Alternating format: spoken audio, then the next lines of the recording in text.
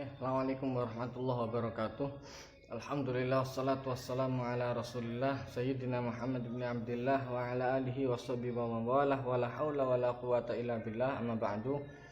Anak-anak, hari ini kita pelajaran fikih melanjutkan dalam halaman 65 tentang salat gerhana matahari dan gerhana bulan. Nah, salat gerhana ini anak-anak hukumnya sunnah muakkad. Hukumnya sunnah muakkad sama seperti sholat hari raya. Sunnah yang ditekankan 2 rakaat. Setiap rakaat dari 2 rakaat itu tadi berdiri 2 kali dan memanjangkan bacaan. Jadi berdiri, rukuk, berdiri lagi, rukuk lagi, i'tidal, baru sujud. Ya, jadi modelnya seperti itu.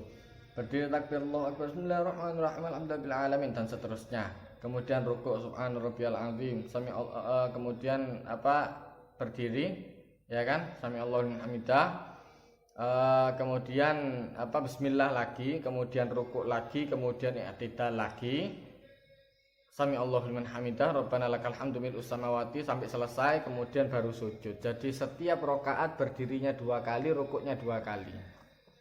Di rakaat kedua gitu juga sama, ya. Jadi bedanya seperti itu. Kemudian sholat 2 gerhana ini imam khutbahnya juga 2 kali. Kemudian di khutbahnya ini setelah sholat. Jadi sama seperti hari raya. Gerhana ini sama seperti hari raya. Sholat dulu baru khutbah. Beda sama Jumat. Kalau Jumat itu khutbah dulu baru sholat, ya. Jadi begitu anak-anak. Kemudian selanjutnya kita akan melanjutkan dari bab jenazah, sholat jenazah. Apa saja kewajiban seorang mukmin terhadap jenazah? Yang pertama, memandikan. Kemudian ini silakan dicatat, ya. Tugasnya hari ini adalah mencatat. Tadi saya sudah bilang tentang sholat gerhana, itu dicatat. Kemudian yang selanjutnya yaitu kewajiban terhadap jenazah. 1 memandikan. Kemudian yang kedua mengkafani. Kemudian yang ketiga menguburkan. Kemudian sholat dulu, ya, menyolati, kemudian mengantarkan ke liang lahat, ke kuburan, ya. Semua itu adalah fardu kifayah. Fardu kifayah ini kalau sudah dikerjakan oleh beberapa orang, yang lain gugur kewajibannya. Tapi kalau tidak ada yang mengerjakan, maka ini tetap menjadi kewajiban. Dan ono sing nyembayangi sak kampung dosa kabeh. Tapi kalau sudah ada yang menyolati, maka yang lainnya sudah gugur dosanya, ya. Sudah gugur dosanya. Itu namanya fardu kifayah. Kemudian selanjutnya yaitu cara memandikannya. Cara memandikan mayit ini anak-anak dilakukan dengan 3 kali, dengan 3 air. Air yang pertama yaitu dengan air daun bidara atau dengan sabun. Nah, banyu, Ustadz juga pernah memandikan mayit, ya. Air kemudian dikasih sabun, disok sabun, jor ditimbanya itu, ya kan. Nah, sampai banyak, kemudian baru disiramkan. Ini bagian pertama, sambil dibasuh, sambil dibilas gitu. Ini yang pertama dengan dengan daun bidara. Kemudian yang kedua dengan air murni, dengan air biasa, ya. Tidak disiram dibior ini, tidak juga. Pelan-pelan, seret, pakai selang kalau bisa, disiram pelan-pelan gitu, ya. Kemudian yang selanjutnya yang ketiga dengan sedikit campuran kapur barus. Untuk apa? Biar wangi, ya, paham ya. Jadi yang pertama adalah dengan daun bidara atau dengan sabun. Nah, siraman basuhan yang kedua adalah dengan air murni. Basuhan yang ketiga dengan campuran kapur barus. Ini 3 kali. Maka kemudian yang lebih utama adalah memberi kain kafan supaya ini kemudian cara mengkafani. Ya, selanjutnya tulis di bawahnya cara mengkafani. Adapun untuk orang laki dikafani dengan 3 lembar kain kafan. Untuk perempuan dengan 5. Jadi kalau orang laki anak-anak, ya, dipakai untuk bajunya, terus untuk celananya atas, ya, bawah, kemudian mulai dari atas sampai bawah digabung semuanya serut gitu ya. Kain yang panjang, kain yang pertama adalah untuk bajunya, kain yang kedua untuk celananya, kain yang ketiga adalah untuk semuanya mulai ujung sampai ujung ya. Kemudian utamanya kalau mau ditambahi seperti apa, kain yang kemudian dibentuk seperti apa, seperti kaos itu tanpa jahitan boleh ya, nanti dijahit maneng. Iya, maksudnya bukan dari bahan kaos gitu loh. Kemudian yang selanjutnya anak-anak, sedangkan adapun mayat perempuan dikafani dengan kain yang panjang ya kan, kemudian kerudung ada atau tutup kepala, kemudian gamis, bajunya ada dua dengan dua lapis kain, jadi atas bawah kemudian apa, kerudungnya jadi 1, 2, 3, kemudian empatnya dari sini sampai sini, kemudian yang kelima dari mulai ujung sampai ujung, paham ya? Jadi dengan 5 lembar untuk yang gamisnya, yang dari mulai kepala sini sampai dari sini sampai bawah itu namanya gamis itu ini nih rek ya, mulai dari leher sampai bawah itu dengan 2 lembar. Nah, yang terakhir kain dari ujung sampai ujung gitu ya. Kemudian cara mengerjakan sholat jenazah itu tadi sudah, cara memandikan, kemudian mengkafani juga sudah, kemudian selanjutnya mencatat mengerjakan sholat jenazah. Cara mengerjakan sholat jenazah yang pertama, niat atas mayat, dilihat ini mayatnya ada atau enggak. Kalau niat sholat ghaib, usolli alal mayyiti ghaiban ya. Untuk sholat ghaib seperti itu. Pokok kalau ndak hafal ya pokok niat sholat ghaib gitu. Kemudian untuk yang kalau mayitnya ada di depan kita, usolli ala hadzal mayyit. Ini ada mayatnya di depan kita ya. Jadi kalau mayatnya ada, sholat jenazah, ada jenazahnya berarti sholat mayit. Kalau tidak ada jenazahnya, misal kakeknya meninggal di Jakarta, kita tidak bisa berangkat ke Jakarta, sholatnya sholat ghaib ya. Jadi seperti itu anak-anak. Kemudian sholat niat ya. Setelah niat kemudian mengucapkan takbir sebanyak 4 kali takbir. Allahu Akbar, Allahu Akbar, Allahu Akbar, Allahu Akbar 4 kali ya. Terus kemudian assalamualaikum warahmatullahi, assalamualaikum warahmatullahi, begitu ya. Tidak pakai rukuk sujud, tidak pakai, hanya berdiri saja ya. Nah, takbir itu sebanyak 4 kali, kemudian membaca Al-Fatihah setelah takbir yang pertama. Takbir yang pertama Allahu Akbar, Bismillahirrahmanirrahim, alhamdulillahil alamin sampai surat selesai ya. Kemudian takbir yang kedua membaca sholawat Allahumma sholli ala Muhammad wa ala Muhammad, Allahumma sholli ala Muhammad sebanyak-banyaknya sampai imam itu takbir lagi ya, sebanyak-banyaknya. Kemudian takbir yang ketiga membaca doanya silakan dicatat, kalau tidak bisa ditulis pakai bahasa Arab, tulis pakai bahasa Indonesia. Apa doanya? Allahumma ighfir lahu warhamhu wa'afihi wa'fu anhu. Allahumma ighfir lahu warhamhu wa'afihi wa'fu anhu. Allahumma ighfir lahu warhamhu wa'afihi wa'fu anhu. Ini bisa dicari di internet banyak ya. Nah, sengaja Ustaz tak nulis karena di rumah Ustaz tidak ada papan tulis. Jadi Ustaz tak bisa nulis.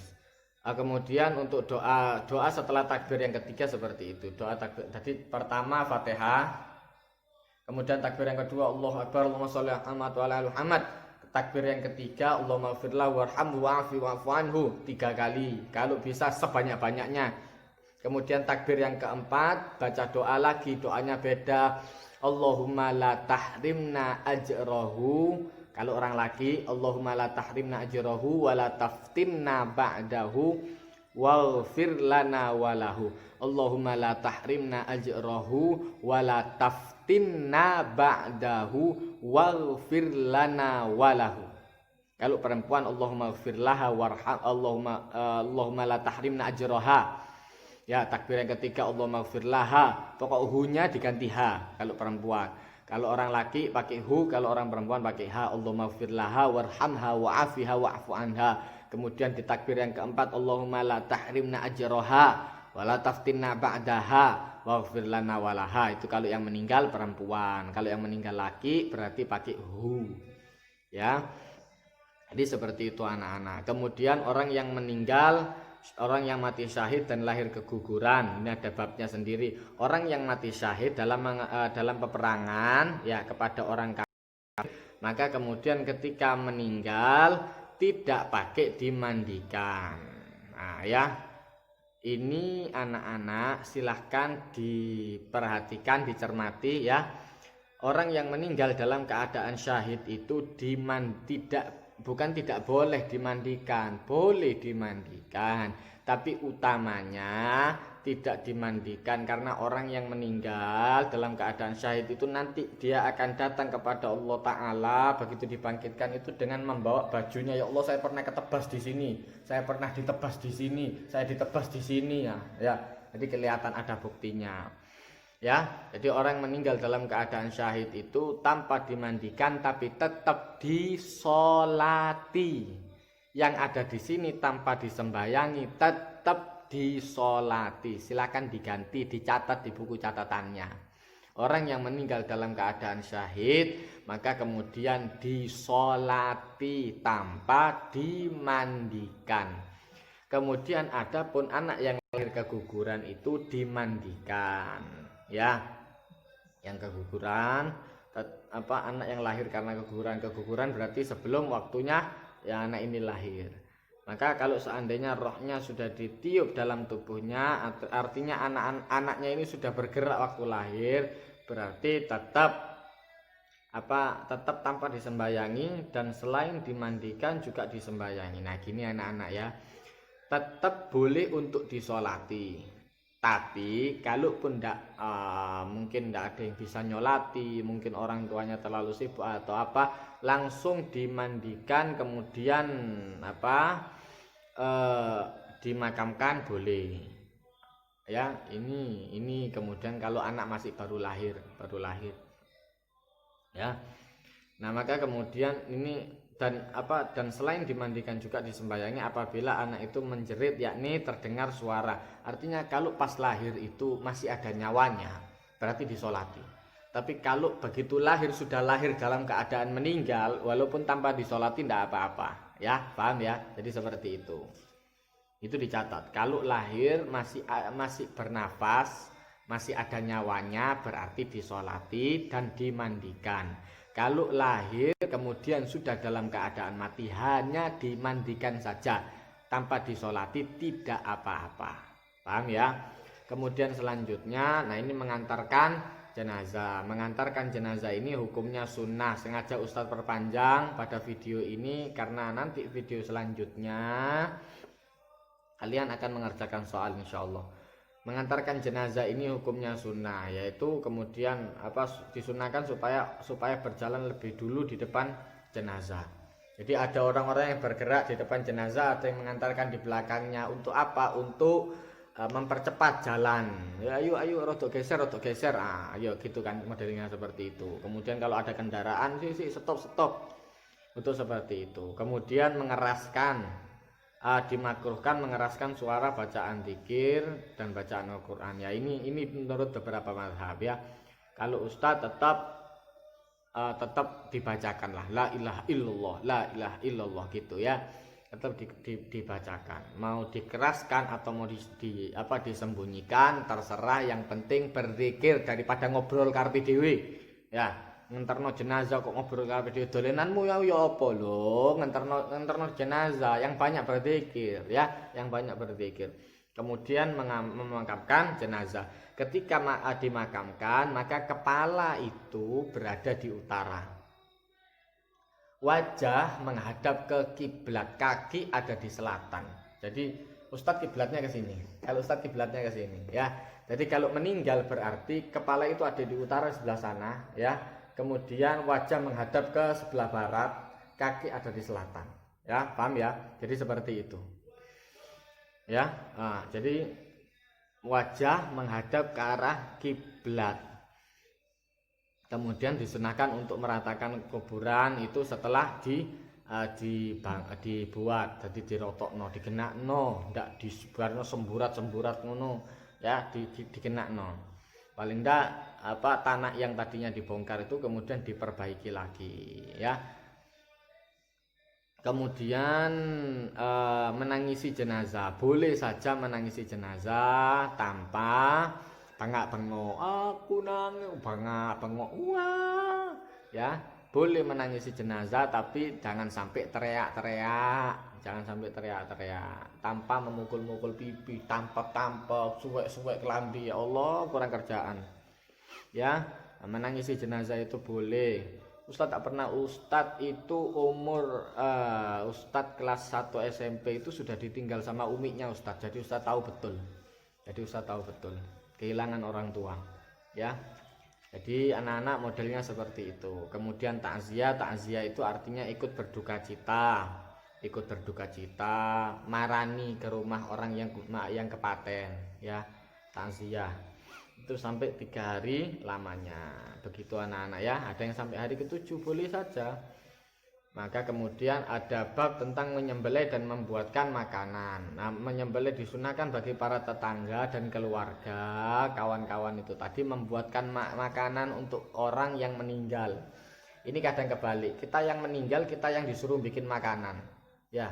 Kita yang kemudian kehilangan orang tua, kita yang disuruh membuat makanan, kebalik. Dulu zaman Rasulullah, orang yang kepaten itu yang dikasih makanan, dinteri makanan apa segala macam gitu. Jadi bukan keluarga yang berduka yang sibuk sendiri nyiapno makanan, enggak. Orang tetangga-tetangganya yang menyiapkan makanan ya. Jadi seperti itu anak-anak. Mudah-mudahan bermanfaat. Tugasnya adalah mencatat. Wassalamualaikum warahmatullahi wabarakatuh.